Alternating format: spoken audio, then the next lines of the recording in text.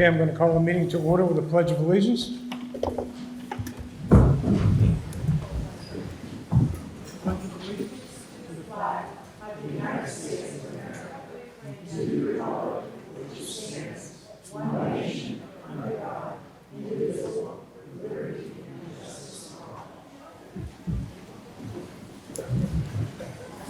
Would you all just please join me with a brief prayer to open?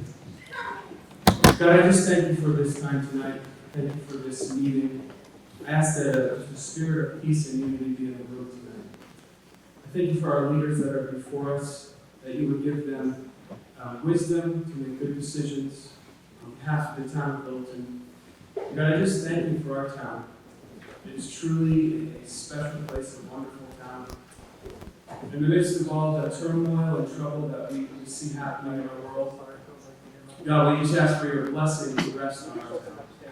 Thank you for economic prosperity, that you bless every business that's represented in Littleton, that we would be prospering in times of hardship. And we thank you for protection, too, over our town. So, God, I just thank you again for this time tonight. In Jesus' name, amen.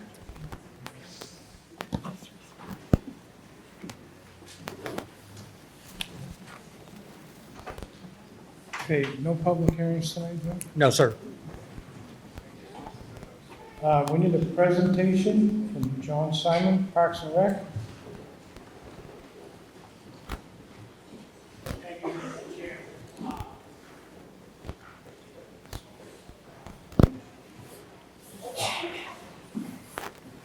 Thank you, Mr. Chairman.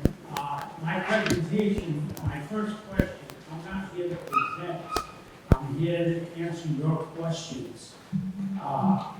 Because there appears to be confusion as to who is in charge of the park commission.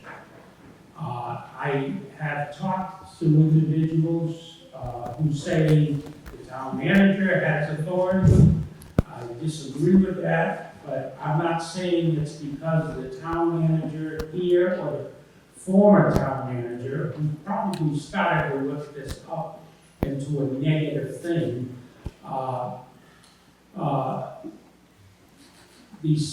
The select board, the town manager run the town of Littleton. We are, the park commission is an elected body of the citizens of this town. For whatever reason, I have no idea how all of this started, and I understand we're the only town in the state that has a park commission. We do. And the town overwhelmingly voted back in 1987 when we had the good old-fashioned town meeting when you could face off with the accusers, so to speak, which happened to be the select board. And they wanted to take over parks and playgrounds, and they had no plan. I asked them at that meeting that night, what's your plan? I asked the head of the Public Works Department, Henry Sherman, have you been contacted to take over the operations that we run maintaining the fields? He said no. So anyway, the town overwhelmingly said leave things alone. However, the park commission is a three-person board, and over the years, we've had younger and younger individuals who have ran and been elected for the commission. But I don't think the transition to them, as far as governing, was understood by them and how they went about their business. So there is confusion right now. I went to a park commission meeting this past summer, and I really didn't know who was in charge. And that is not a knock on the present park commissioners, but nobody showed them the way. What I would like to see is the present park commission be told who is in charge of them. I say it's the town of Littleton voters. They're the ones who give us, vote them in. So how can the select board take away any of their power? And if the select board decides to appoint park commissioners, which I understand there is a petition going around, and petitions are great, if people want to vote, have a chance to vote on something, that is fine.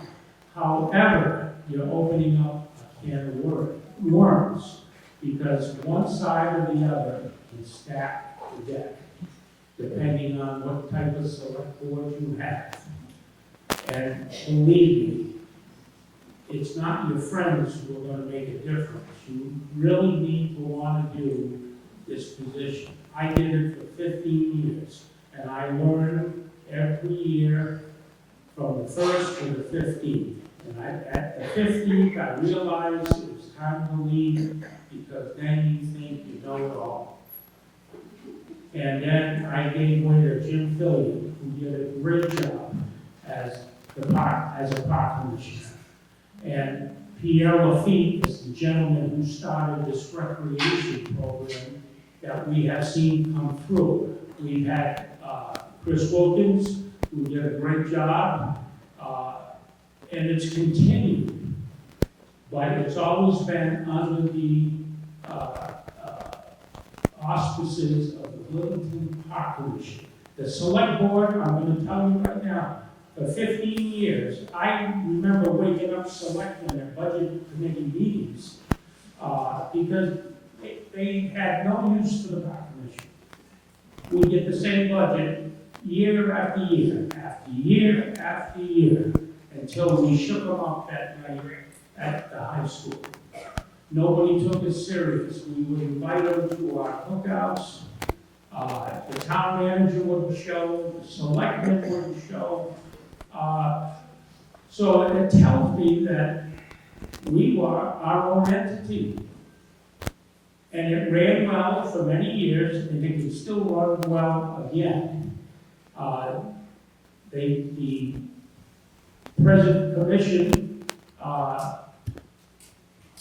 and any commission that is going to come forward, they have nothing to go by stepping into that seat of the park commissioner, what the commission does, what it stands for, how it operates.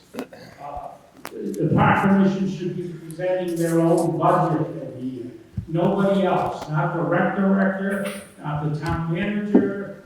It should be the park commissioners who present the budget. Because it's their budget they're presenting.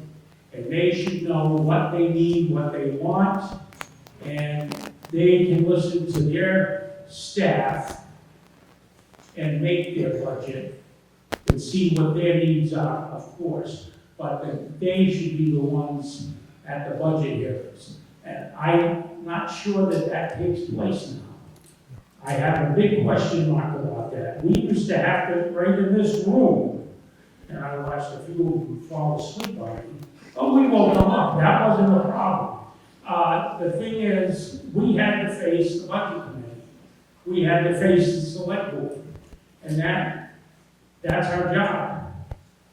It's not somebody else's job to present that budget or make that budget. So anyway, I want to know, what does the select board want to know from myself and Jim Fillion? This isn't a presentation. I came here wanting to answer questions before I give you my verdict and what I think the park commission should be. So, do I have any questions? So what I'm thinking is the person that is the head of the Parks and Rec of the town is the one that was giving us, that's the one that was giving us the budget numbers and everything for Parks and Rec. So it should be coming from the commission. That's what you're saying. The park commission is responsible for building their budget. just like, I would say the head of public works is responsible for building his budget. Correct. With the help of his supervisors that are under him, just like the parks would be their superintendent of grounds and their rec director. They should go to them with their wish list. Then the commission would break it down into priorities and then build their budget. I don't know that that happens now. You tell me. What's that? Yeah. Yeah.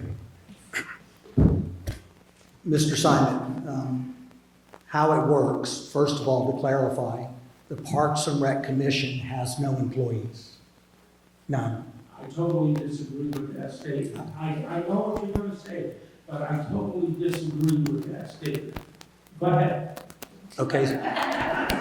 Sir, you can disagree, but you can disagree with the attorneys. The Parks and Rec Commission have 0 employees. The employees that work in the Parks and Rec are town employees.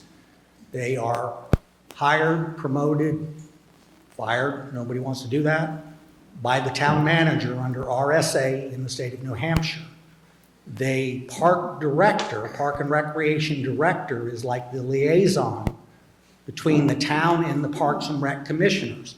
And the Parks and Rec commissioners are supposed to be working with him or her when they develop that budget, and when that budget is presented to the Budget Advisory Committee, they should be there.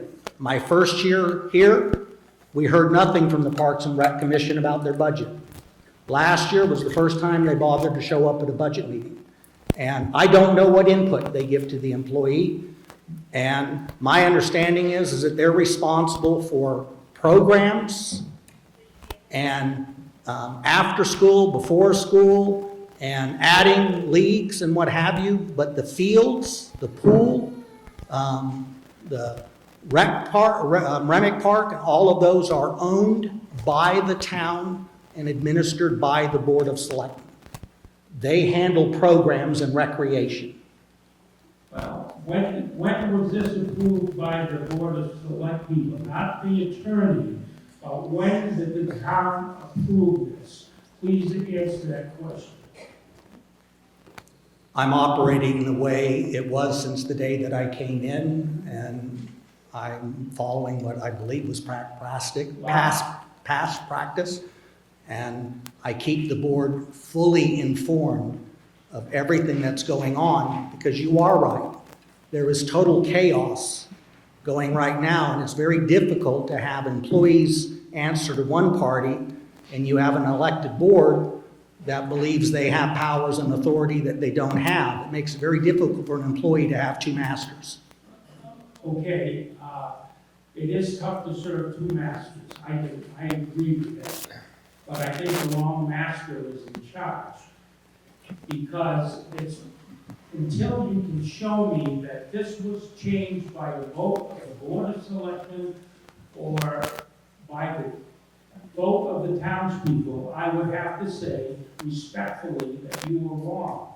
And the reason I say that is for 15, 18, 25 years, it ran perfectly well as the commissioners oversaw the park commission, the rec department, the fields, Mount Eustace, Hilton Crags, the Dells, all that came under the park commission. And now you tell me they're not responsible. Now something's not right here. I think the town manager prior to yourself, and maybe you as well, dropped the ball. You should get these people together, have a meeting, and set them straight, and teach them how to administer as park commissioners. You should not be responsible for hiring the people they need. That should be their responsibility. That's why they were voted in. And I don't care what an attorney says. That's why they have courts. Because when you go to court, no matter what your attorney tells you, it matters what the judge says at the end. We waste a lot of money asking attorneys instead of just getting these kids in a room and talking it out and teaching them. You have, excuse me, but you as a town manager have a big enough headache without running the parks and playgrounds. And you can't, how do you expect them to oversee somebody they're already in charge of? And you give an order to one of the subordinates, and the park commission goes, well, I didn't authorize that. So why do you even want to get involved? Having that extra burden, we can't even get the sidewalks in this town repaired, but we can take over the park commission. We can have them as our employees. We got a problem.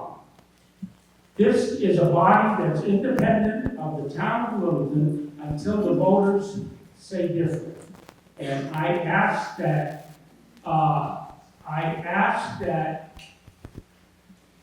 you, as a board of selectmen, bring it to the people in the next election and see what they say.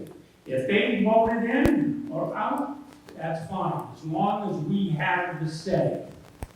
But you're gonna have a big headache once the commission goes, because we have Littleton High School, we have about 12 fields, and the town of Littleton owns everything. The school has no ownership of any of those properties. We've been working together for years on a good neighbor system. Since the 40s, Redmond Park has been used by LHS.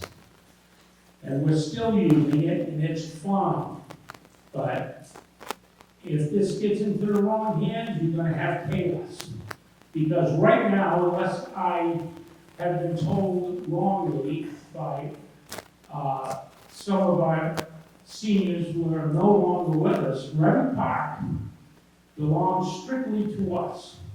And if you want to have your daughter's wedding or your son's wedding on Redmond Park the day of a ball game, you have first preference. That's like a time bomb, especially in today's day and age, where people are always looking for that little edge. But fix this. The commission is elected. The board of selectmen, please meet with these kids and show them the ropes of running their commission, how you do it, what you do, because that's what it needs. We learned the hard way. We learned as we went along. I had 15 years to figure it out, and by the time I left, we had it pretty well figured out. But everybody, we change commissioners every 3 years, and not all the time do they run for the right reasons. And a lot of them don't know what they're getting into. They have a lot more power than we want to give them. And I've never really seen an abuse of power from the park commission, ever. That doesn't mean to say that you don't have a favorite here or there, but the park commission has always been pretty fair in dealing with the schools and the town and the rec department, which my good friend Pierre Lafitte established and ran magnificently for 7 or 8 years. And the board of selectmen would give us the right time of day. We had to raise our own money, our own funds, and we did. And it is still going today. It's it's running a little different because it's year round. We didn't have that. We weren't lucky enough to be able to do it year round. But that year round program is very helpful to our community. We need recreation, not only for the kids, for us senior citizens, and anybody in between. But we don't need too many managers involved in this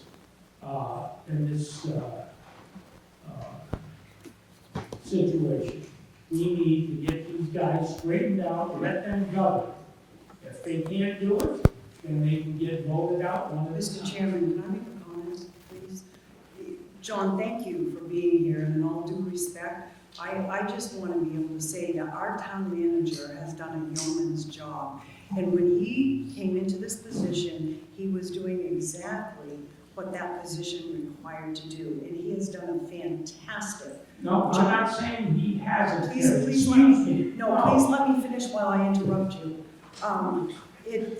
It's something that we are going to defend Jim on. He has done an excellent job. Last year, at the budget committee meeting, we needed numbers for our Parks and Rec director. We needed numbers from her, and she just come up with numbers because the Parks and Rec commissioners did not show up. And we said, please go meet with them, show up, come up with numbers. So Jim, I'm gonna defend him to the hilt tonight because he has done a fantastic job. He's put up with a lot in trying to balance off the employees, and he is exactly right. Those Parks and Recs are town employees. They're not employees of the commissioners. Well, then the select board has a problem. First of all, So tonight, we cannot finish what we need to. If you want us to take this back and work on it, we will. It's nothing we're gonna solve tonight, John, nothing. So Well, look. we've made notes, we know your concern, we can meet with the kids, we can meet with the park commissioners,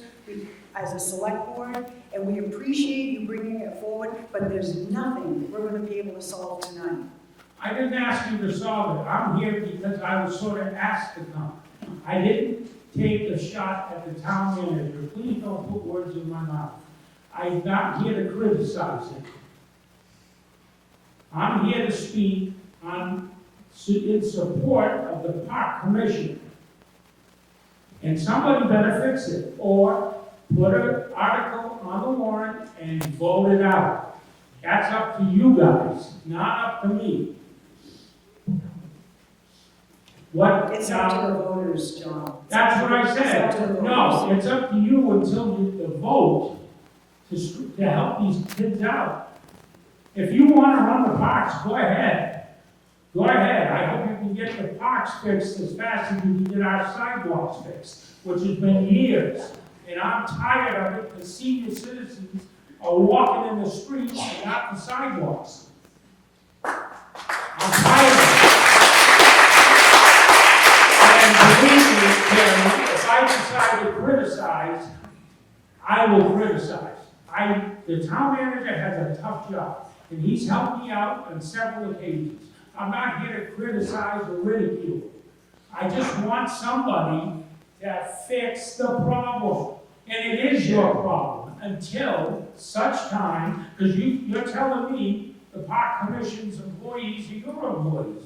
Well, you got a problem then, because they're their bosses. Unless you change the way things are. That's up to you. We're gonna have a vote, maybe you're gonna put it on the ballot, and if the town doesn't want the commission anymore, let them answer that question, that's fine. I don't care. I just want these guys to know how to do their job correctly. That's it. That's it. Okay, thank you.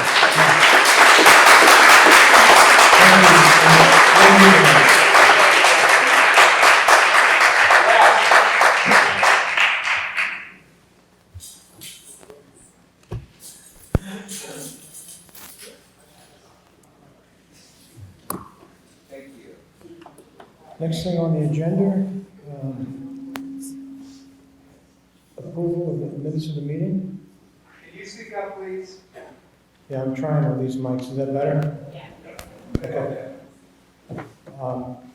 Approval of the minutes of the meeting for August 28th of '23.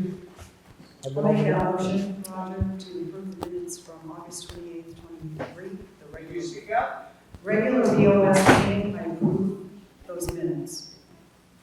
Okay, looking for a second. Okay, all those in favor? Aye. Aye.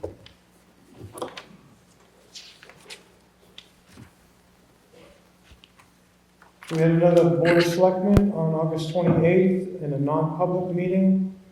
Went over the minutes of that meeting, and Everything seems fine, I'll make a motion. I'm sorry, I didn't catch a word of that. Can you please speak up? You know, this is our meeting, and we're here to do, we are here by the law, we are here to do work, sir. And we're not here to appease anybody other than being able to understand each other with the minutes. Just enunciate. Hold the microphone closer to your face. We are already sacrificing what we need to do to get business, town business done. Enunciate. Who do you, sir? Yeah, speak up. That's all I'm asking. Speak up. Yeah, we're here for a reason. Same as you. Roger made the motion to accept the Oh, minutes I from forgot our, the voice. can you hear me? Yes. Roger made the motion to accept the 8/28 Board of Selectmen non-public meeting minutes. I seconded that. All those in favor? Yes! Thank you.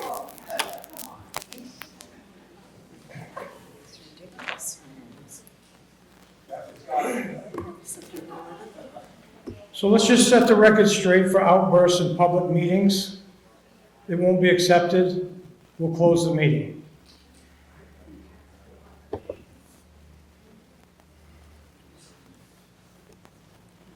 So the next meeting was on September 25th, 23.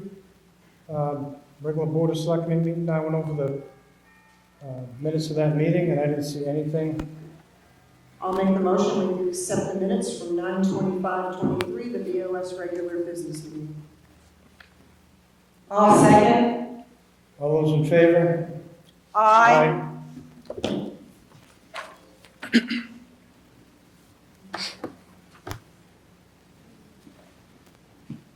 Now we go to town managers' updates. Actually, I'm gonna get started. Yeah. First of all, board and the public, if anybody believes that I'm not doing the right job for this town, this board can ask me to go tonight, and somebody else can sit here. So it is a difficult job, and I'm sure there's a lot of opinions on whether I do it right or wrong. But I work for these three folks, and we don't always agree, but I do work for them. And so if I'm doing a bad job, I can not be here tomorrow. So they have that call at any time. So they're not tied to any process. The issue I'm going to ask you about tonight is Jersey Mike's has been proposed to come into the shopping center where Starbucks and AT&T is. DOT asked me to ask the board if there were any concerns, any objections, any issues that you had with Jersey Mike's coming in. Prior to me being here, I think there was something put in the record that said no fast food could go into that site. And so I guess Jersey Mike's is being classified as fast food. And they're talking about traffic counts and impacts on the road. There's no drive-through. You have to get out of your car, you have to go in, you have to order the food, and you carry the food back out, and you go. My personal opinion is, and professional, that I don't think anybody's loading up the family from Vermont or Concord and saying we're going to Jersey Mike's. I think there are folks that would be driving on that road anyway and maybe stopping in at Starbucks or the phone company, but DOT has asked whether or not this board has any concerns, and since we hadn't met for a bit, they sent me a follow-up email, and I told them I would ask tonight.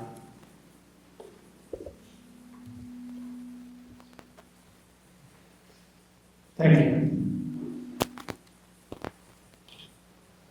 Now we're on to old business. Roger, can I just make a comment?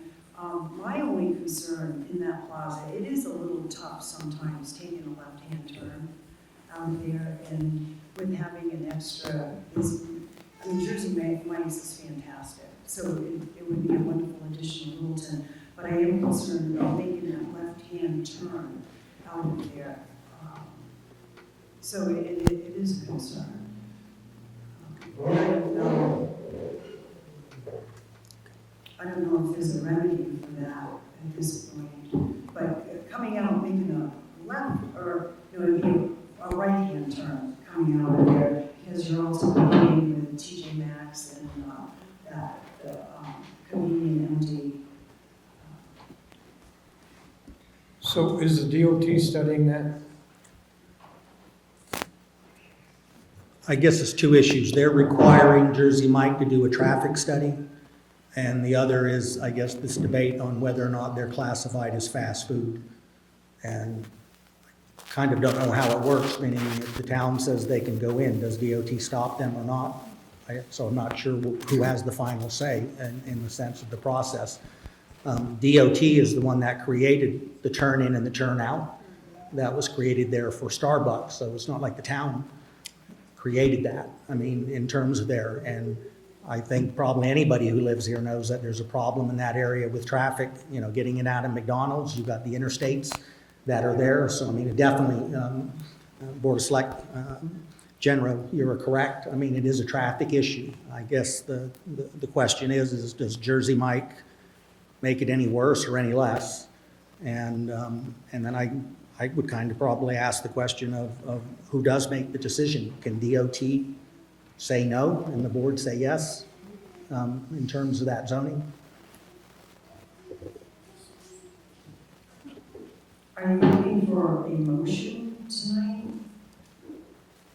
No, I've written your comments down. If there's any other comments from the members, I'll pass them on to DOT. Could you hear me? Okay. I didn't want to be rude. I just want to make sure, okay? So basically, I think we need more information from DOT.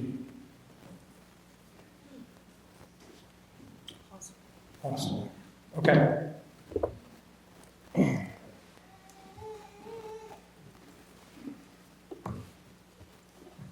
Now we're moving on to old business. Linda, did you have something that you wanted to? No, it's Okay. Roger, I just wanted to follow up on some old business. I know Chief had reported to us, this was a couple meetings back, about the parking on Beacon Street. And I guess I would like to kind of know how that is going, with the signs up, and are people still parking on the street, or is that been remedied?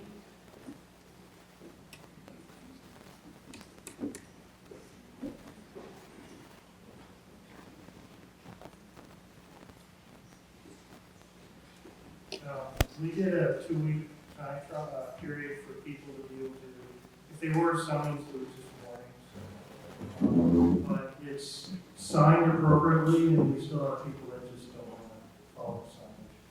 So we have issued signs. Any thoughts on next steps? I don't know any other way unless you put physical barriers up to prevent people from parking illegally on that street. I mean, we can't. And I think everybody needs to be a good citizen and just follow the signage. It's there for a safety reason. But some people feel that it's a convenience issue and it's not a good thing. Because the extra parking is down in that extra lot to the side where you're directing, the signs are directing people, it says extra parking, but it's. We don't have any signage that directs people anywhere. You know, just like with any business, it's we don't have a site plan review committee like most communities that would mandate that the business have X amount of parking. Littleton doesn't do that. So the only thing we can do is regulate almost a reaction. So in this particular case, especially in the winter, cars were parked in the roadway and narrowing the roadway, making it tough for commercial traffic and emergency vehicles to get by. So we've addressed it with signage. Thank you. Thank you for the update. And Selectman McNeil, I have a question for you as far as a committee together for the bathroom issue. I know you were going to get retailers together and a part of the old business so that we could provide bathrooms for our visitors. Any updates on No, I will be getting, contacting the local businesses on Main Street. I do know that there are several shops on Main Street that do have restrooms that they will open up to the public if the public wants them. that? Good, thank you. I have one thing under the old business. The thing that concerns me is the 2 Tahoes at the fire department are not lighted up correctly. When they go screaming through the main street, and people actually don't know what it is. And I think they should be lighted up for people to see. We've been going on this for a while now, and it's just something that concerns me, and it should be done.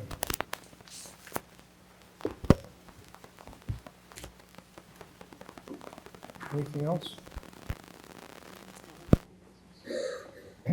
Okay, that's it under the old business. We'll go to new business. For the police department. And it's to authorize the chief of police to amend the parking meters for the holiday bagging. And I don't see any problem with that. We've been doing it for years. Need a motion? Right, Motion to, actually. Why Motion. don't we have Chief talk about this? Yeah, You okay with that? yeah, go ahead. So a little history, you guys should have in your packet. Annually, probably way before 2000, I think we put here 2017, in that time period. We've come to you every year, to ask that you bag meters, either it was a request of the chamber or through the business district, Main Street through the business district. So it's been well over a decade that we've done this. Recently, probably the past 4 years, we've had people, different businesses come forward and ask to sponsor the meters as well. Last year, we actually extended it for 3 weeks. We went up to 3 weeks. So you can see in the packets, this is kind of 2-part. We need to establish this on an annual basis so that I don't have to come back here every year and ask for permission to bag the meters. We will just annually do it the week before Christmas, the week of Christmas, and the week after Christmas. The sponsorship fees take care of the costs that we lose when we do bag meters financially. Although not all of them, certainly it doesn't, it just takes care of the actual meter fees, but not the fines. Certainly the fines are where they do get money, but we don't calculate that. It's about $500 a week what they bring in on the meters. And so what we did is we proposed a schedule for you. For businesses under 100 employees and nonprofit organizations, $550 per week. For businesses with employees over 100 and over, it would be up to $250. $1,000 a week and 250 employees plus $2,000 a week. That was based on some research that we did within the state. We felt those numbers were appropriate.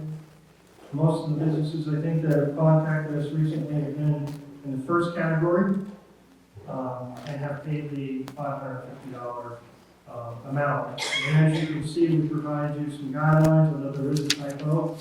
The guideline application period is November 1st from 8 a.m. until November 15th at 5 p.m. Basically, the businesses chosen will be on a first-come, first-served basis. It's the fairest way we can figure this out. And then we provide information for when those requests, where those requests can be made on our website and our social media.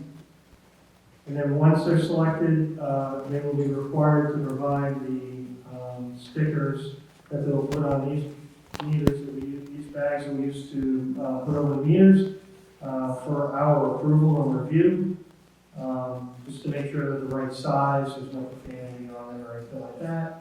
It'll be 1 week prior to the week that they're selected to bag the meters. So what I'm looking for is your approval and to vote on this process, and then I won't have to come back here every year to ask for your permission to do it. It seemed, I wouldn't be here, but it just seems like it's always been a consensus of the board to allow this to happen each year. Yes. Mr. Chairman, can I ask a question or a comment? In the past, too, we've had sponsors that actually have stickers on that enjoy your time shopping, but we still respect the 2-hour limit. Yes. Okay. Is that going to be, maybe I missed it on the packet information, but, is that going to be something that would be required or no? There's still a 2-hour limit on the parking spaces, and I believe that that's on the bags as well. Okay, all right, thank you. Yeah, they don't get to park there for 8 hours. Okay, I'll make that motion that, it's a pretty long one, but the Littleton Selectboard vote to make holiday bagging of the leaders department and authorize the chief of police to obtain sponsors annually without having to present it to the board of selectmen. Is that sufficient enough? yes, no, that's good. And looking for a second. I'll second that motion. Okay, all those in favor? Aye. Aye. Thank you.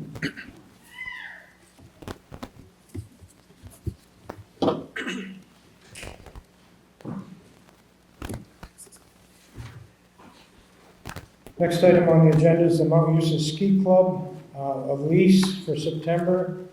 We just got a new lease agreement with them this morning that we haven't had a chance to go over, so we're gonna table that to the next meeting.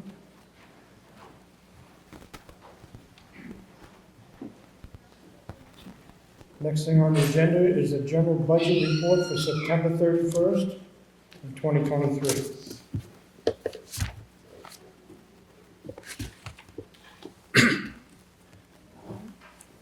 Board of Commissioners, I present a monthly year-to-date budget. This would be through September 30th of 2023. In a perfect world, we'd have 25% left in our budget, would mean ideally every department would have 25% left or more. If they're under 25%, then that department would be tracking currently over budget. There are only 3 budget line items that we have concerns with, and they're the 3 that we've talked about for most of the year. Our legal line item is at 22.34% versus the 25, so it's just about 2.5% under budget. We have 2 line items with legal. One is general legal items. We're fine on that. The other that is, it's called collective bargaining, but it's a catch-all for all labor issues. So it could be bargaining, it could be a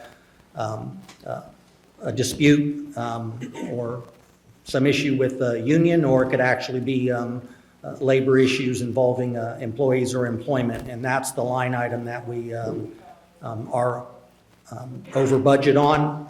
We didn't anticipate that we'd be bargaining with a new unit this year, and I think that's added to some of the cost. Street lighting, it's a combination of both street lights, but we also lease the fire hydrants from Littleton Water and Light. But that budget has 5.57% left out of what should be 25. And as I've said in previous meetings, we budgeted a 37% increase in January for electrical, and I think it ended up coming about a 50% increase. So blame that on me. We missed the mark just based on the information that we had. We have corrected those numbers going into 2024.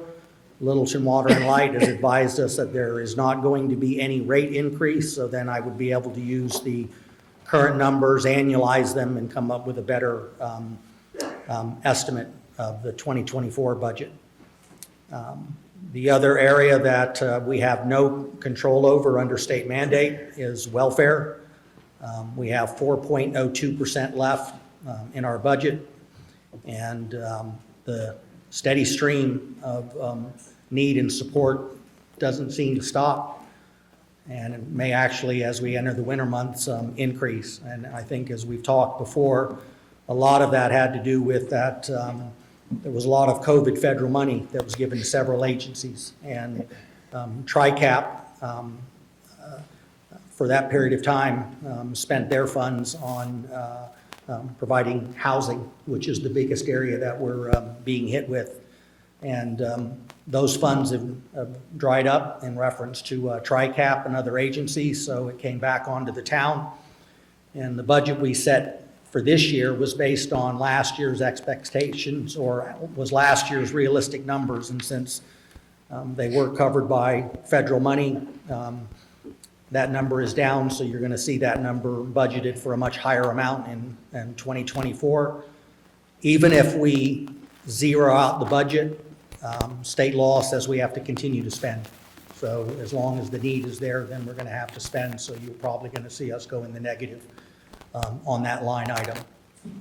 If there is good news, the overall budget, the general fund budget, is 4.5% under budget as of September, which is an improvement of 1.5%. We were 3% under in August, so with October, November, December to go, we're tracking under budget. We have tracked under budget every month. I don't have the crystal ball to tell you we'll end up there, but we've been fortunate the last two to come in under budget. So even though we have these three line items that are over, the overall general fund budget is 4.5% under budget as of September 30th, 2023.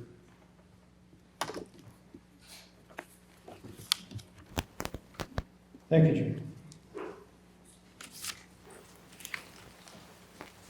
Next on the agenda is the Board of Selectmen topics.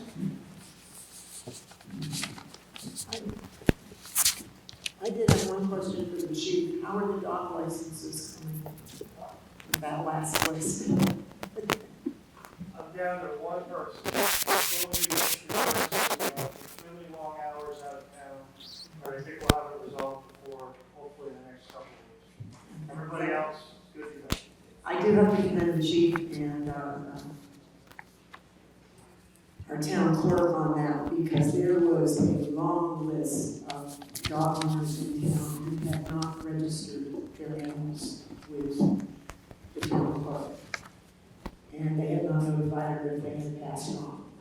And they worked diligently to whittle this list down, what, the last 4 months, 5 months, down to one person. So I do commend you on that. Thank you so much for that.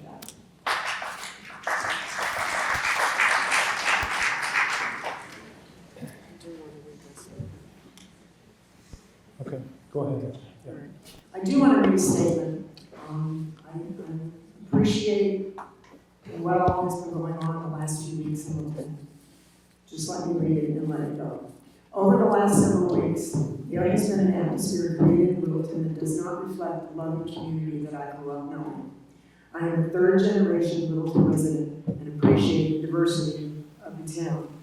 The question of public art has become contentious and often disrespectful of the individuals involved. The arts are important not only to the economic health of any community, but extremely valuable to us as individuals. Whether we agree with the content or not, art is part of the fabric of history and should not be censored.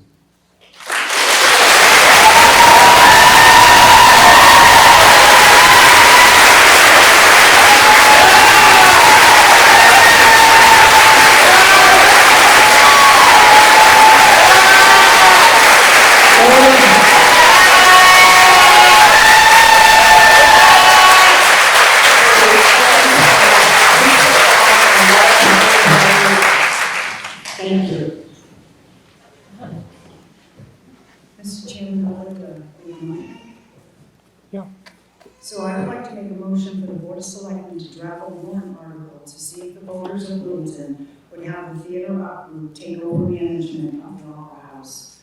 Back in 2019, there was a warrant article written that says it would be something, I believe something similar to this, to see if, because I do believe this is a public building, and I do believe that the voters in Littleton should decide.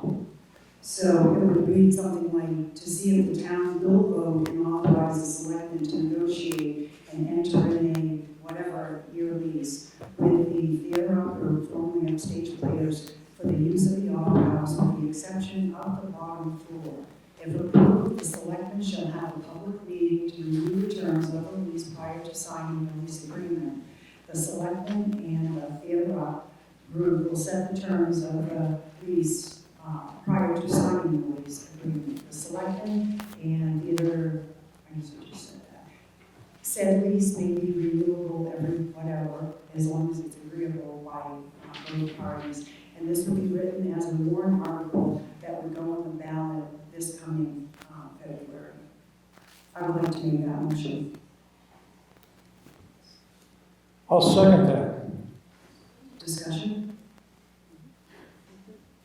No discussion? Yeah, most of it. All those in favor? Aye. Was that 3-0? Yeah, 3-0. Yes.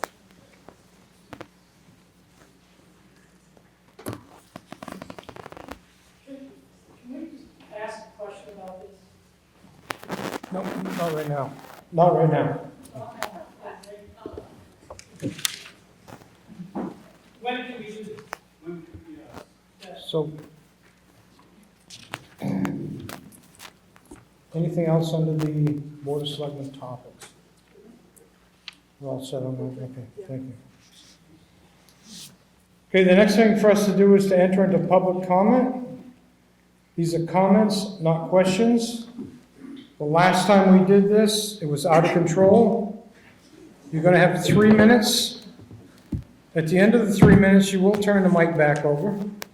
And if you don't, we will close the meeting. So we have to set some ground rules, stomping your feet, clapping your hands. That's uncalled for at this meeting. So we're going to do Littleton residents first. And we're going to have you up to the mic. You want to start first? So? Yeah, go ahead.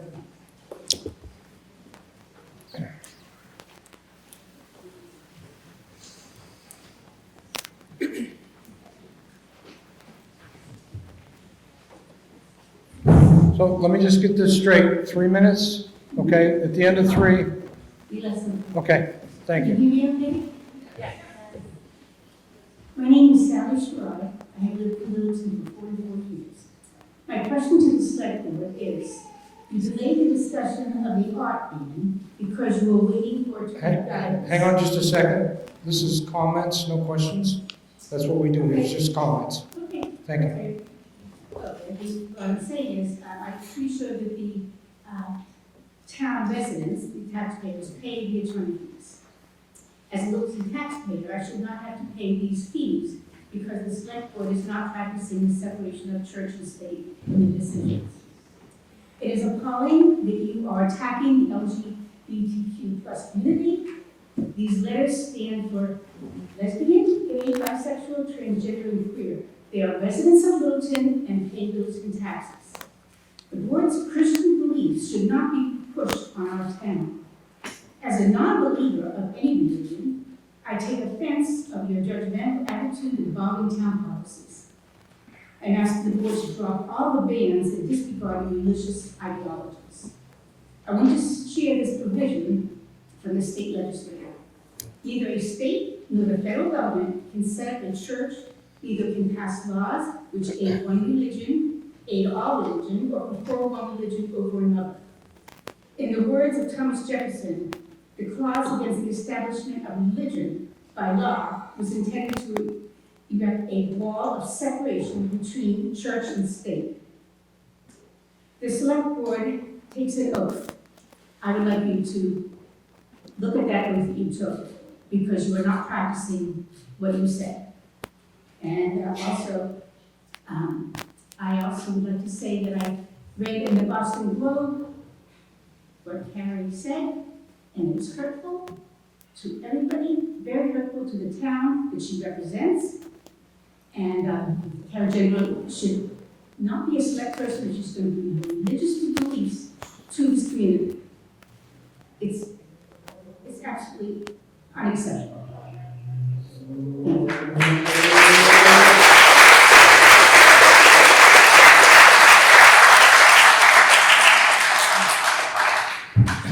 Next time we get the outburst of clapping, it will be the last one. Just to let you know, thank you.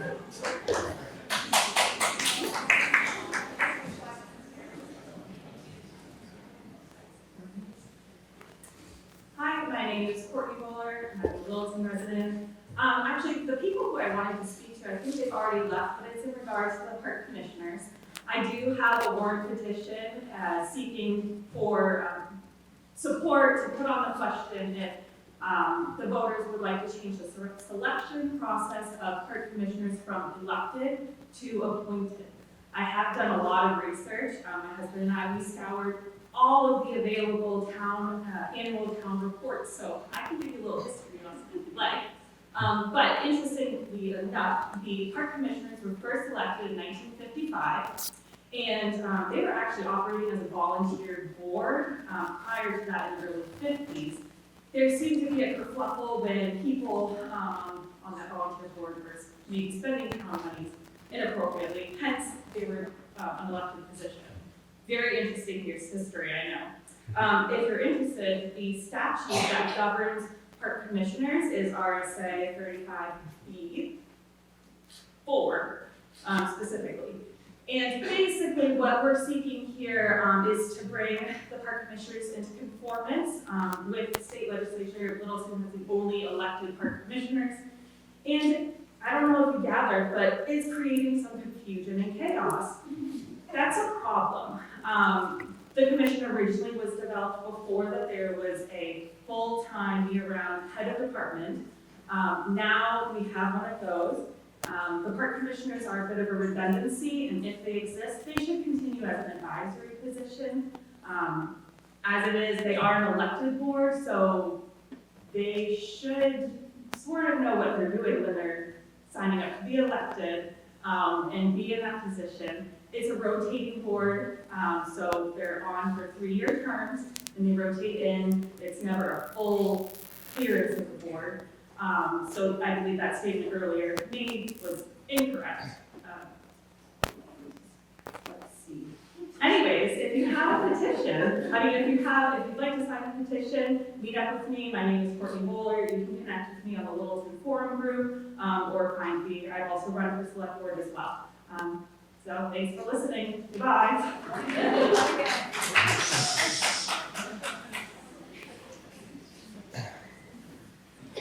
Good evening, my name is Katie Masters. I'm a Littleton resident. I've been here for 3 years, but I'm a North Country local from Stewartstown. I've been here my whole life. My family is settled in Pittsburgh. I'm as North Country as they come. I am appalled by the words on record in the Boston Globe by a member of our select board. I'm part of the LGBTQIA+ community, and I am not an abomination. Neither are any of my friends, colleagues, co-workers, past, present, in the future, who also identify the same way I do. I would never reach out into the community to try to limit, oppose, publicly display any sort of hatred towards communities who want to push their religious convictions down my throat. And I wouldn't want the same done to me, and yet here we are. The town is watching, and we will continue showing up.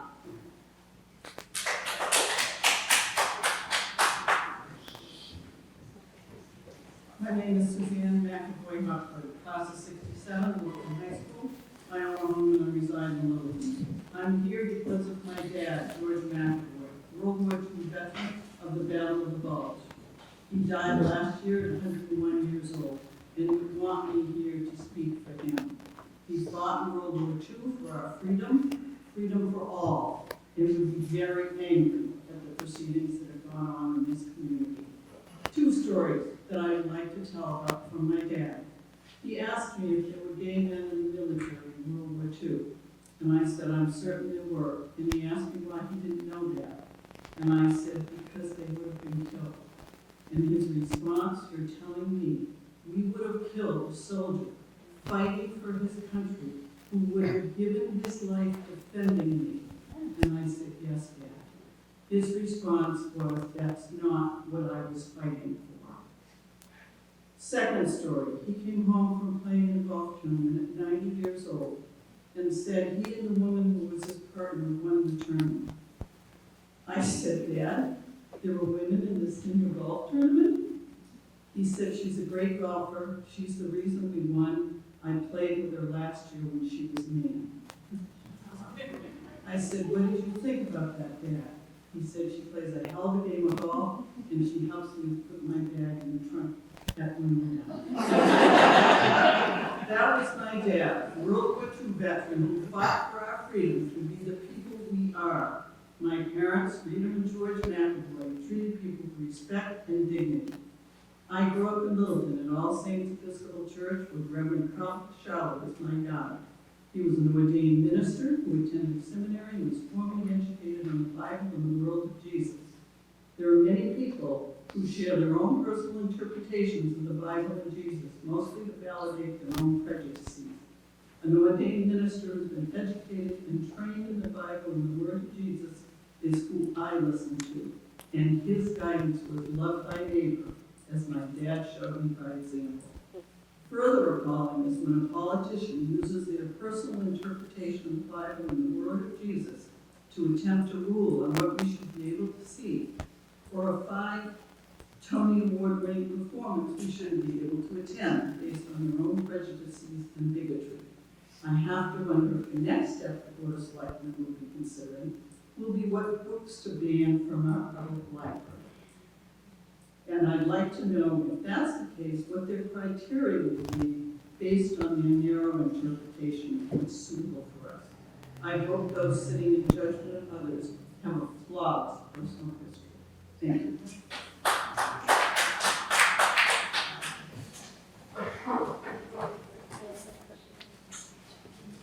I'm Willow Reinstein. I am a resident of Littleton, and I've only moved here the last 6 years, but I have to say I'm a little shocked with what's something going on here. Number one, I want to say that if the public attends these meetings, which should be allowed, because they have no other way to communicate their needs and beliefs to the board, then the board needs to indicate what the rules are in advance, as opposed to chastising every time someone tries to say something. But the other thing I want to say is, they came for the Jews, but I did nothing because I was not a Jew. They came for the communists, and I did nothing because I was not a communist. They came for the non-whites, and I did nothing because I was a non-white. Not a non-white, excuse me. They came for the poor, and I did nothing because I was not poor. They came for the socialists, and I did nothing because I was not a socialist. They came for the Muslims, and I did nothing because I was not a Muslim. They came for the disabled, and I did nothing because I'm not disabled. They came for the LGBTQ+, and I'm sorry if I missed any letters there. And I did something because we can't continue this way. Thank you.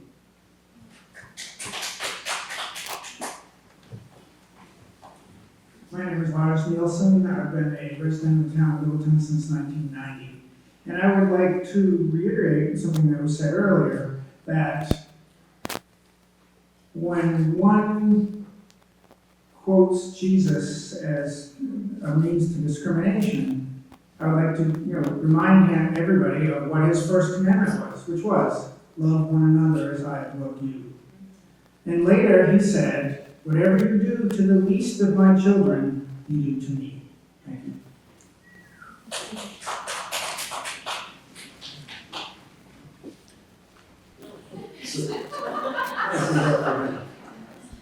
Rudy Joseph, I would have done that. Rudy, you're saying this up?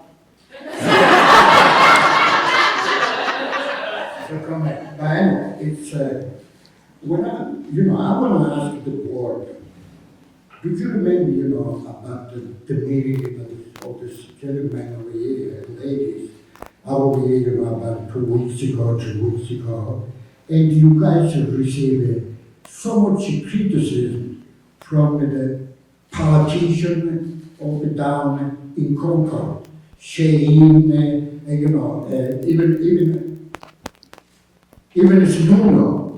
you really don't agree on everything that happened in Littleton. Why don't you guys respond on this criticism, that was coming down from Concord? You guys must say nothing.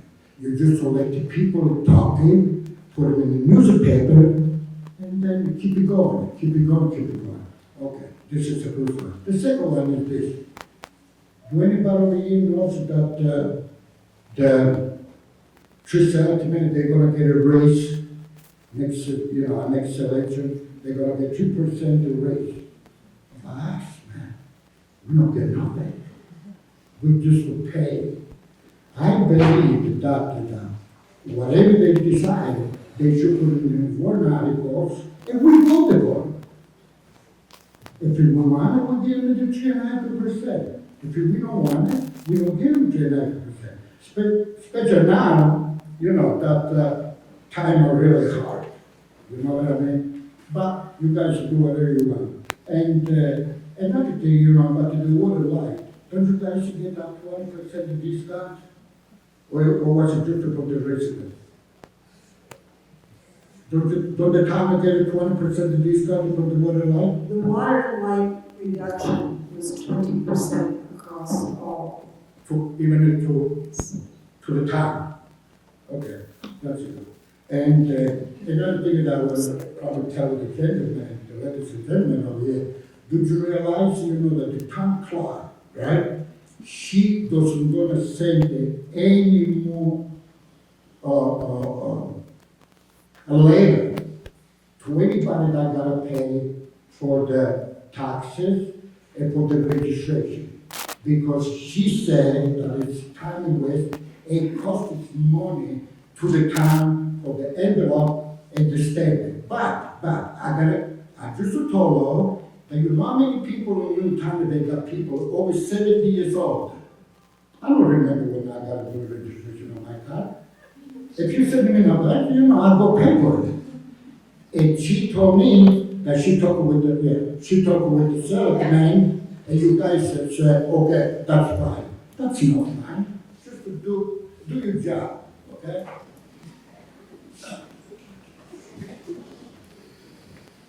My name is Stacy Dahl, and I stand here before you as an angry resident, taxpayer, business owner, board member, volunteer, and passionate citizen of Littleton who's been a part of this community for a quarter of a century. I'm angry that you refuse to listen to us.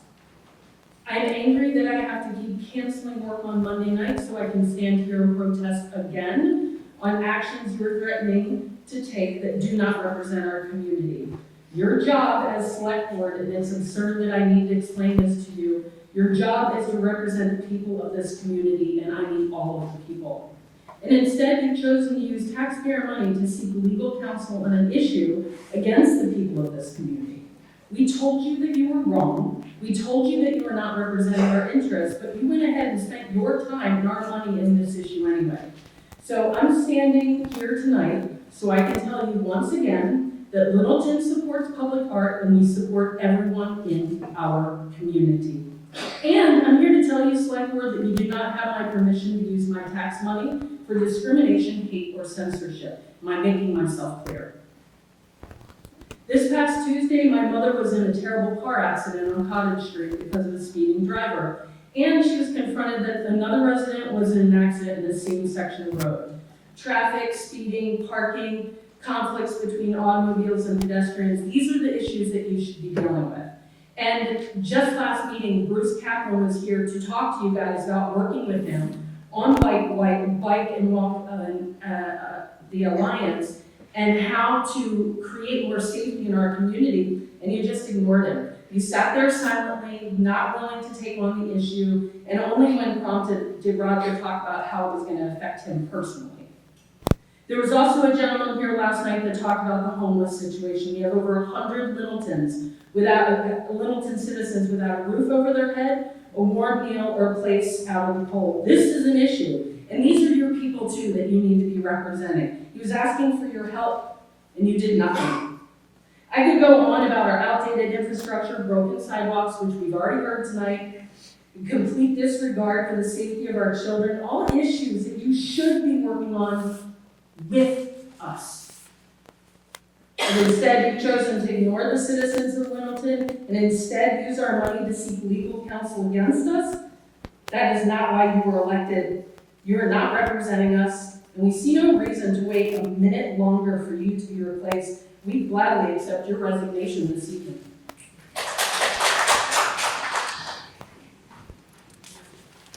Stop clapping.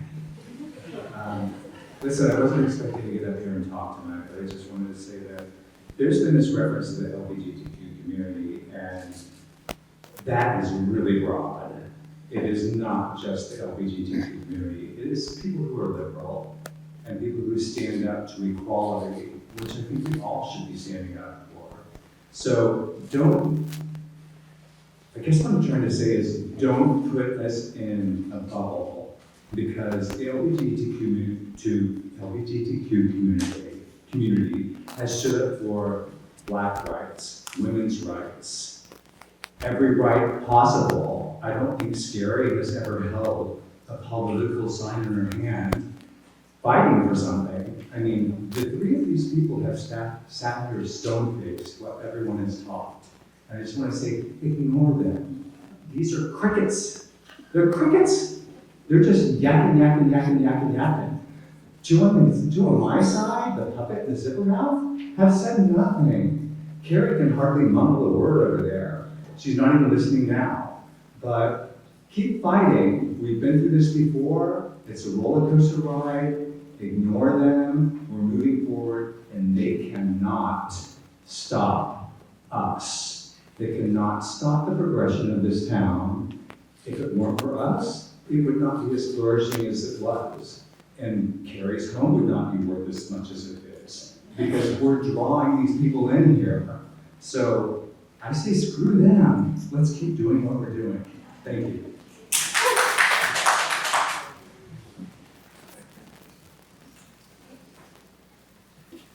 My name is Dennis Wagner. I live in Village Lake here in Littleton. I'm actually a little bit informed of what's going on in that state. There was a serious health issue, but I did read some blurbs on the news. And there's a couple of things to keep in mind here that's critical. I don't view that, but first off, I have no opinion of homosexual community. I'm agnostic about this. I'm not, but I don't have any hatred towards these persuasions. The thing that annoys me the most is how the publicity of this movement, and that last gentleman framed it right, a movement. Okay, so it's a movement. Where does it move to? It started out quietly 10, 15 years ago with coming out of the closet, and now we have everybody's clapping, wearing their colors, we have parades, and it's a movement. Right? Some people in here don't agree with that, some do. Again, I'm agnostic on that. But here's what I'm not agnostic on, is the effect it has on young children. I view this as absolute child abuse. Everybody can gasp and part of that, but the publicity and the advertising of the LGBTQ community and making it a movement is child abuse, pure and simple. You watch television, you watch TV and you see two men kissing on commercial, two women kissing on commercial. Now you're shaking your head like that's. Okay, if you don't agree with me, that's fine. But I'm going to tell you how human nature is and how I have children. 3 kids, don't know what you're talking about. You might have one child. There's more than just one. They look at that, and you talk to a psychologist. They wonder what You're that. not a psychologist.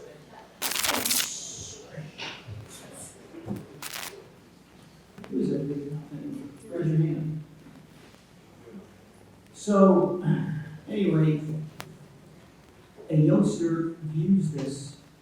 They see their mother and their father. I'm going to get to the religious issue in a minute. They see their mother and their father, and I just can't help but think, I thought only through mommy. So let me. You're at your 3 minutes. Your time is up. Thank you. I have one more thing to say. You can't. I'm gonna finish this whole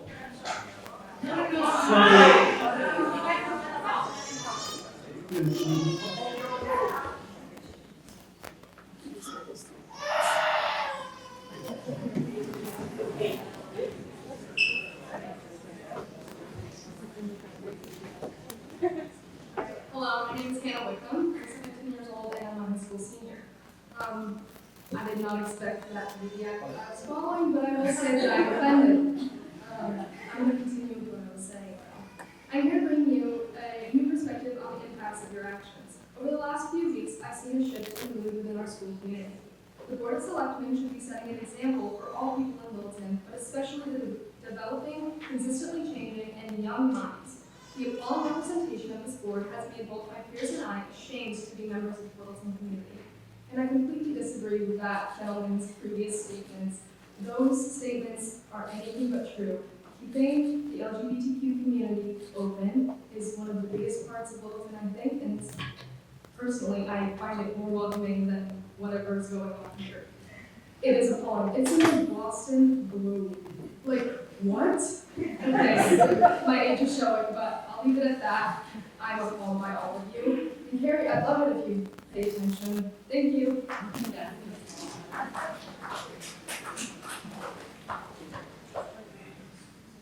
Hello. Lynn Griglovich, Executive Director of Theater Up. Littleton resident? No, and I was going to ask, would you allow me to speak? Not yet. Because I am the director of the theater. We'll let the residents speak first. Thank you. Thank you.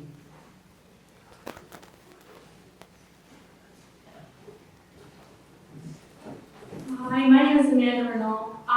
Everybody knows me as Ariel. I personally wasn't going to speak until I heard that gentleman that just came up. I have many friends that are in the LGBTQ plus community. I want to share a story. My brother, who isn't a resident from this area, but did live in Rhode Island, he had 2 children with a woman. He was married to her. Eventually that didn't work out, and he became homeless in Providence. And he ended up finding a nice gentleman by the name of Rob. Those two worked so hard to not become homeless anymore and had a home that they shared together. When my brother passed away, his boyfriend was not allowed at his funeral because of religious views. My brother was also a tattoo artist. You know what they showed? They showed blank canvas with colored pencils. So not only was I not allowed to talk at my brother's funeral about how great he was as a person, being bisexual and having children, and coming up in this world and overcoming so much adversity. Like, to have people in such a small community not understand that is just appalling. And like, we're gonna keep coming, and it's not a threat. That's not a threatening thing. We're beautiful, happy, vibrant people, and we do bring money to this community, whether you like it or not. We're still going to. Thank you.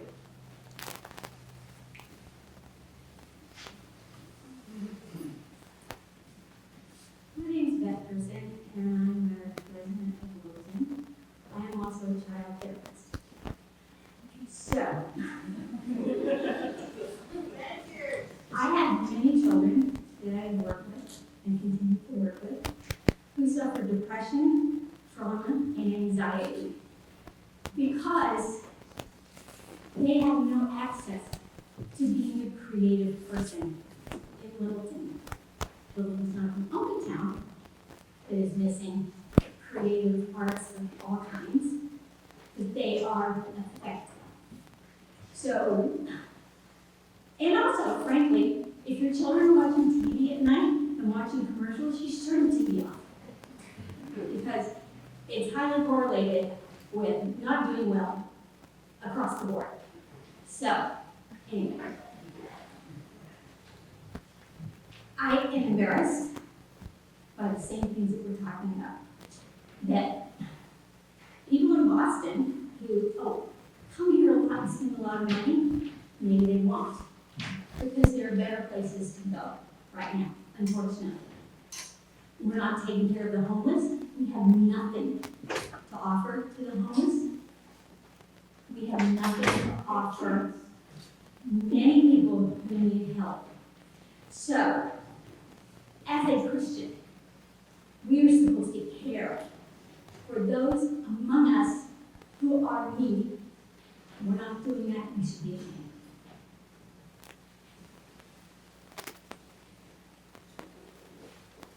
Zach Baker, Littleton resident. First, I'd like to apologize to the board for taking up the time of your meeting. I'm just a lowly taxpayer here. I think it costs them money. All I have to say is when I was leaving for this meeting, my youngest daughter, Maria, 12 years old, asked me where I was going. And I said I was coming here. And she said, why? Because I don't usually go to these meetings. And I said, because it sounds like the Board of Selectmen is trying to limit public art in our community. She was born and raised here. And she said, but Dad, art's like the soul of Littleton. It's my favorite part of Littleton. And I said, yeah, it's mine too. You know, Pollyanna, the umbrellas, all the murals. It's amazing. And people that come and see this place comment on that. You know, we're a community of the arts. And she said that the Board of Selectmen is like supposed to take care of the community. And if they get rid of the art, that's like ripping the soul out of the community. So that's why I'm going down there. She said thanks. And that's what I'm here. So I'd like to just say something for everybody that's been silenced here.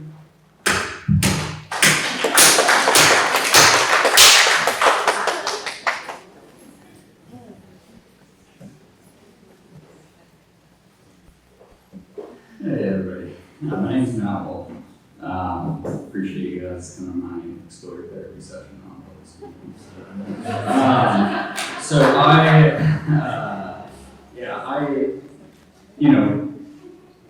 I see a lot of hate and a lot of judgment. Judgment on anybody for anything. You're telling somebody else that they shouldn't feel safe around you doing that thing. If I eat a ton of candy and people are looking at me like, wow, you really shouldn't be eating that much candy, I'm gonna feel embarrassed and ashamed, and I'm not gonna really want to do that in front of my friends. So that goes for everything else. If you judge someone else for literally anything, you're telling them not to be safe, not to feel safe around you. When you hate on other people and you're telling them that you disagree with them, whether their views are ones you agree with or not, I don't agree with everybody in here. There's a lot of people I don't agree with, a lot of people I do agree with. But if I don't agree with you, I still want you to be happy. I still want empathy. I still want passion. I want you to have a good life. I want you to feel fulfilled. And if you're looking at other people who, if your judgment is on people who they're living their life and they're happy, then I'm not angry at people that are judging others. I feel pity. It sucks. It's really sad to look at other individuals, to anybody, and look at someone that doesn't affect you and doesn't affect your life, and to look at them and feel anger for how they're living their life. Like you're introducing anger and stress into your own body for no reason whatsoever.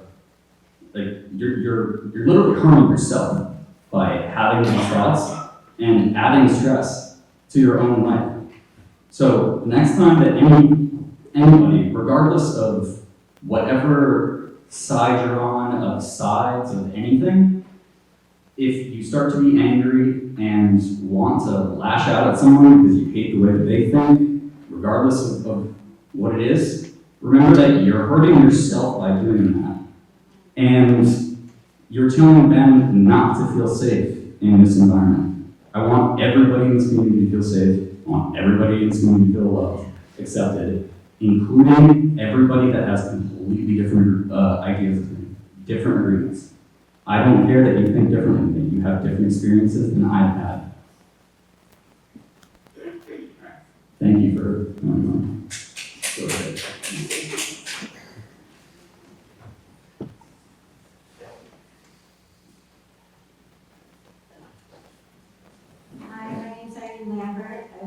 on Jackson Street in Littleton. I've been here for, I don't know, about 25 years. And I too am appalled to read the Boston Globe information today. And following this man that just spoke, I feel like it was good timing that I was right behind him, because I have a quote for you all. Who am I to judge? And that was said by Pope Francis in 2013 in regards to the gay community. So I love Pope Francis, and if we're going to bring religions into all of this, I think Pope Francis is a pretty good guy up there in the world. And he's already known this for 10 years. This is 2023. This is the age of Aquarius. This is the age, it's a new mindset.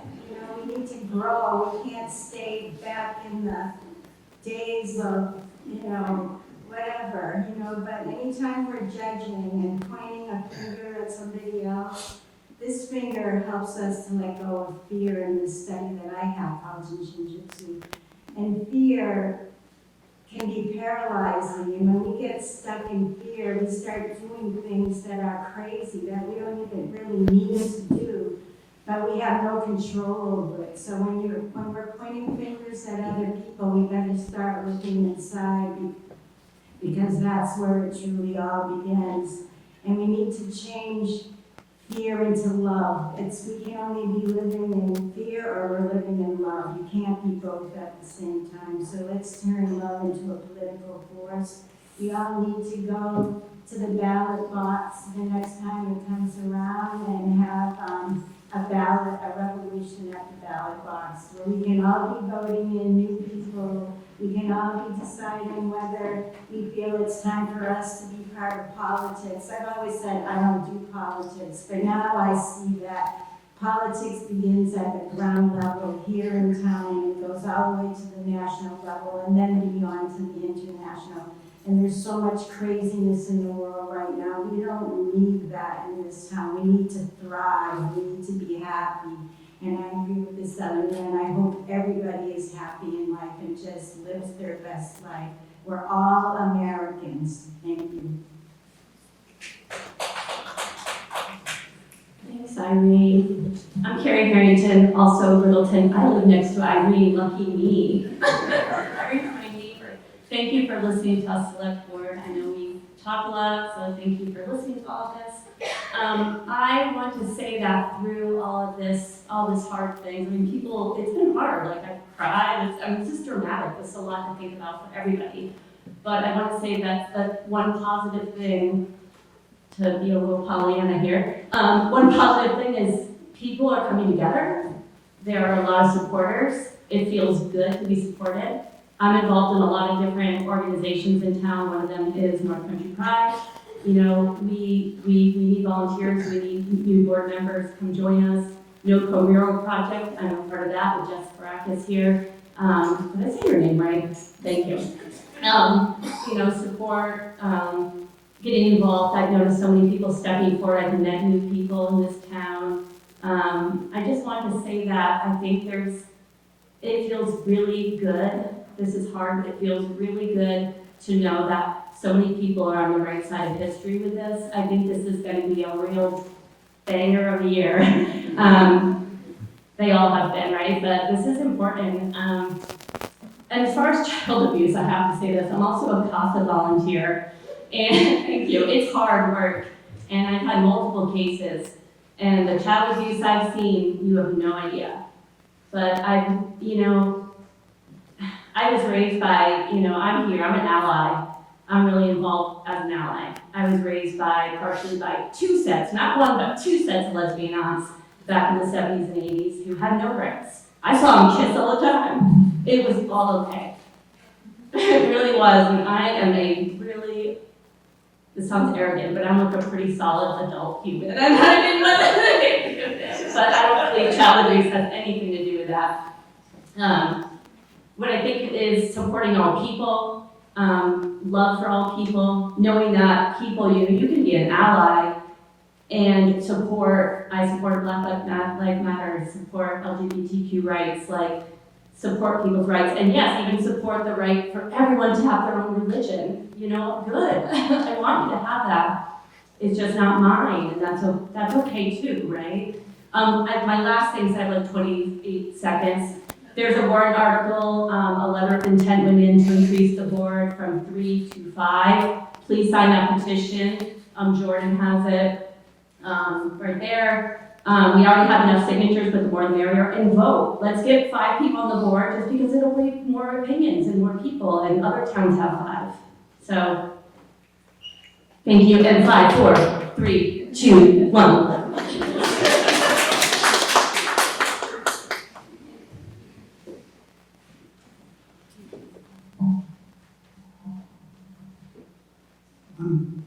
Normally shouldn't do this, and I'm going to say something. I'm not here to talk about the board's policy. I work with these 3 individuals. Whatever policy they do at the end of the day.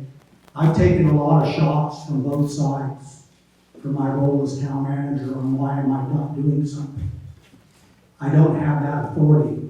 I'm not here to talk about though, I'm here to talk about what happened to me Friday on a very personal level that's made me wonder, how can I stay here and work? One of our residents showed up at the town offices and asked me why I wasn't stopping the play. I advised to her that there were laws, freedom of speech and expression. Her protest could be, don't buy a ticket. If you still don't like the show, stand out front with a sign and tell people that come here. As she left, she turned to me and she said, I hope your son, my late son who passed away 7 years ago, is happy in hell with the devil where he belongs. So what's going on in this town does hurt. It does cause pain. So I don't care what side you're on, be careful, because it has feelings. And I've had to come in and work today and wonder, how do I go forward? How do I focus on my job, which is supposed to be potholes, sidewalks, police, and fire, when I've got people in this community telling me my son is in hell because he was gay? He didn't choose to be anything. He was born gay, and I loved him. And if you're here in this room today, ma'am, thank you very much for your values, because they're not mine.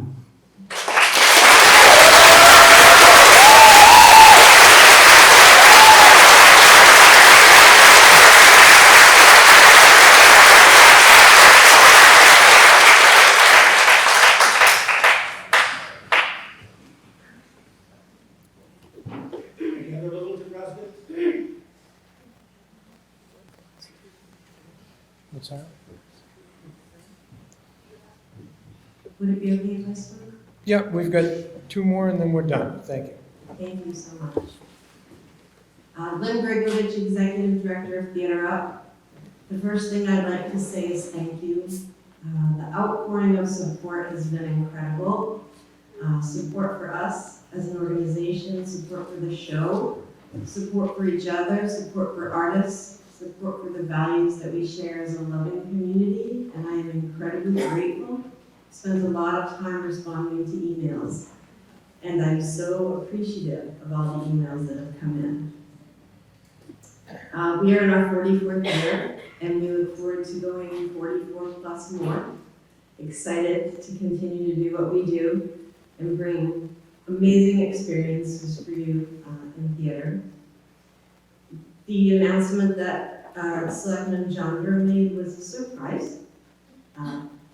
We had not been approached by them or heard that, so we'll look forward to going back and discussing that. It was interesting. Oh, okay. I do want to say that part of the heartbreak for me this week has been to watch Carrie, your mother, on Facebook, who I know is staunchly defending you as a mother should defend her daughter, and who I clearly see as loves you and supports you and has her own beliefs. And it is very difficult for me to watch her.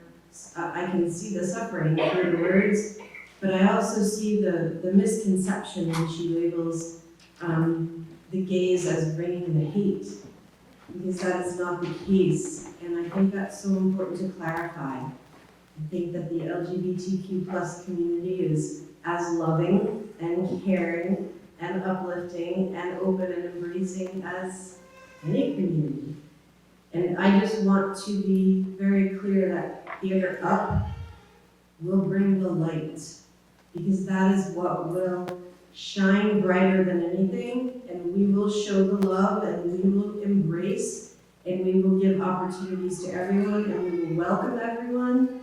And I thank you for this beautiful apron and all the other things that have been given to us to show your love for us and for each other and the community. And we look forward to continuing to be here for a very long time. Thank you.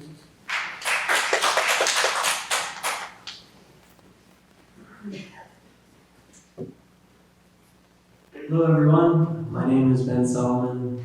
I was born here in Littleton, I work here in Littleton. So I'm going to just skip over the fluffy stuff. I think decisions on public art should be delayed until town vote day. I think it's a waste of taxpayer dollars to be consulting lawyers about how to deal with socio-political art. It's ridiculous. Theater Up's lease should absolutely be renewed. Their request for matching fees to research the feasibility of this should be put forward. You should take seriously their proposal for renovating the Opera House. They received $1 million from Congress to do something here, so come on, man. Look at the place, it needs a facelift. And this is economic development, and face it, theater and the arts has always been a welcoming place for non-gender binary people. I would encourage us as a town to create an inclusivity policy similar to Bethlehem and Franconia, so as a region we can be united. And we need to take action. There will be initiatives on the ballot in March, like expanding the select board so we don't have kings and queens. And we must organize to get out to vote, and we must find people to fill zoning, planning, and select board positions. We have to do this. We will out-create hate. We will continue making art even if they pass ordinance. And if you're thinking of running for office, please do. And we also need moderate Republicans to run for office, because there's nothing moderate about what's been going on here. Like RT, he'd be a great selectman.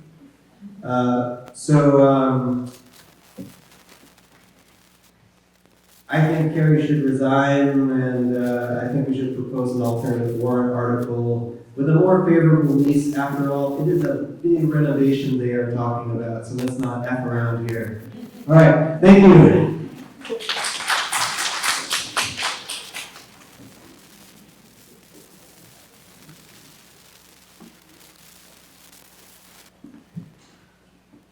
My name is John Brooks, and I do have some authority in this house.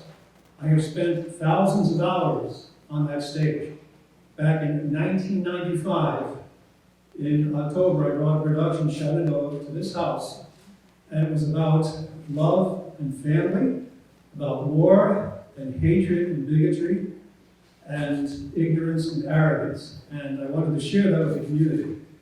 And I had no intention of doing any further productions, but there were a couple of ladies at the town hired to promote commerce and the arts in this town. And so they asked me to start a community theater group. These stairs I had built. These light posts I had fabricated for this house. And I can tell you that we brought in, if not tens of thousands, hundreds of thousands of dollars with the productions we created in this house for this community. Then, around 1998, the town fired these two ladies, because they didn't want that expense, they didn't say think it was necessary. But at the same time, you folks in the upper balconies, if you look behind you on those seats, there are name plaques. The town went to this community, asked the town to sponsor chairs for $300 a chair, asking to support this house. The community responded, and then a short time later, this town threatened to shut this house down because they no longer wanted the expense of this house. And when I wrote a letter to Littleton Courier outlining the hypocrisy of that, then they came to me as the theater company here that was supporting it, doing lights for all kinds of productions, not just my own, but other performances, with ultimatums and suggesting through threats. And I told the town to pound sand, okay?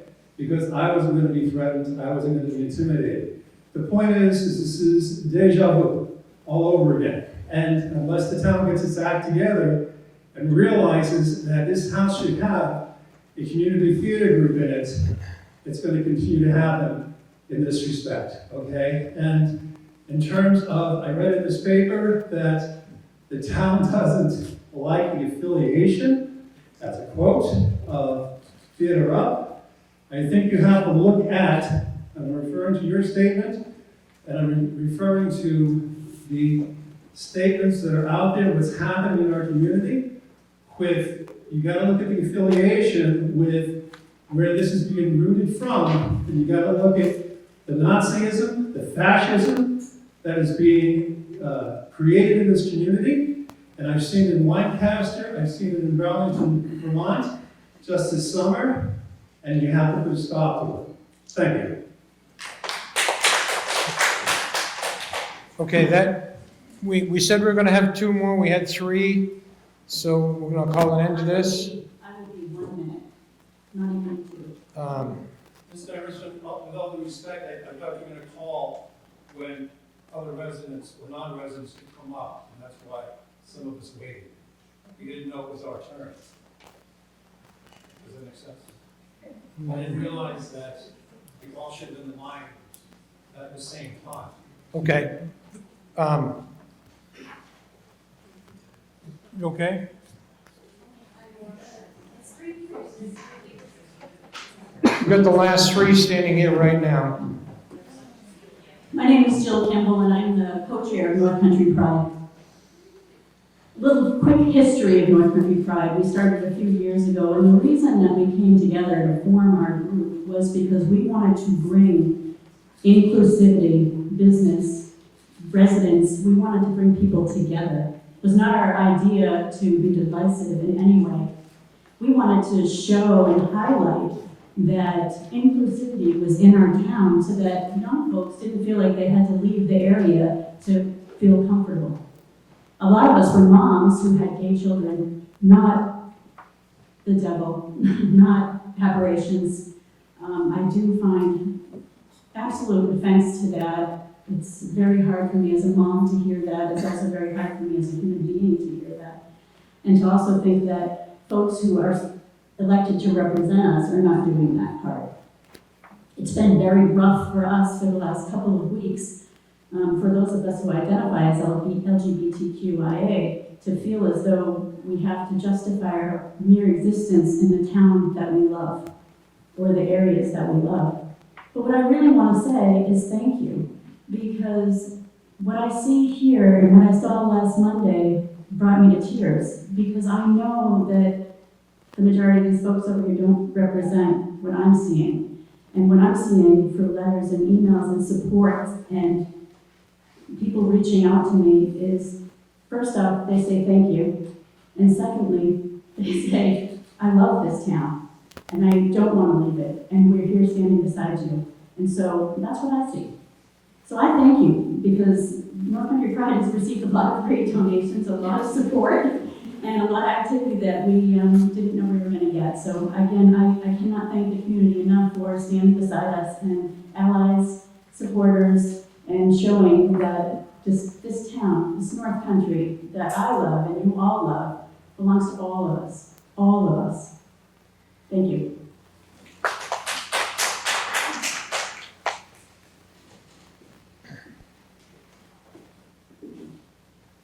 My name is Nancy Strand. I live in Bethlehem. Bethlehem is very connected to Littleton. I happen to be one of the 5 select board members in Bethlehem. I am speaking tonight on my own. I do not represent the Bethlehem Select Board here. I know that your job is a hard job. I think it should be laudable to anybody who takes the effort to get elected and do the work for the town that they believe is important. I also know, and a lot of you may not know this, but a lot of work is done in non-public part. So when we all go home and he closes the meeting, we have a lot of work we still do. I usually get home at 9 o'clock at night from our select board meetings. And by the way, we do have 5 members with a town of about 2,400, so it'd be a good thing to do here. But the reason that I'm here is I was the one that introduced the inclusivity resolution in Bethlehem. And just so you know, it did not pass the first night. We had 3 select board members who would have passed it right then, that first night, and 2 that had hesitations. And we worked together to iron out what the differences were and what we did make some tweaks to the wording of the resolution. And we showed respect for anybody with different opinions. We listened to the public. We asked for public input in all of our meetings. We ask for public input every time we take a vote. So if something comes up for a vote, we turn and say, is there anyone from the public that would like to comment? And I feel bad for that gentleman where they didn't get to comment on something that he passed, but, you know, just neither here nor there. So I am here to say I encourage you to look at an inclusivity agreement. And the reason that we ended up passing it is I felt incredibly strongly that leaders of the community have to set the message. And you are the leaders of Littleton. The voters have put you there. As the select board of Bethlehem, we wanted to send a message that we will not tolerate hatred in our town. And we felt that the LGBTQ community was being threatened, in not necessarily Bethlehem, but other places. And so we wanted to stand up and say, no, we don't want that in our town, and we're going to say it right here. And I encourage you to do that. Thank you for listening.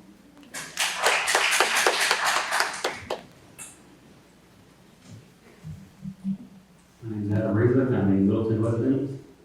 I'm an active member of the arts community here in Littleton.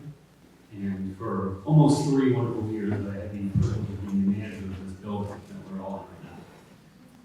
I didn't write another poem this time, so this was just going to be off the cuff, so bear with me. I wasn't planning on speaking. I was inspired by my fellow residents. About a month into my job here, the town manager resigned and a new one was hired. And Jim came with a lot of fanfare and a lot of hubbub. And I judged Jim very hard. I did not want Jim to be my boss. Later on, Linda was elected. Linda, you scared me. I judged you too. You gave me a blanket. That was really nice of you. I appreciate it. It's on my couch right now. The point is, I was wrong about both of you. I made judgments about you, and I was wrong. To Carrie and Roger, I want to let you know that it is very empowering and liberating to admit when you're wrong about something. That's all.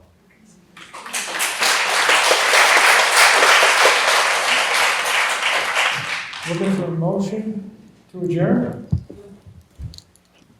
I'll make that motion to adjourn. And if we got a second, all those in favor? Aye. Aye. Thank you.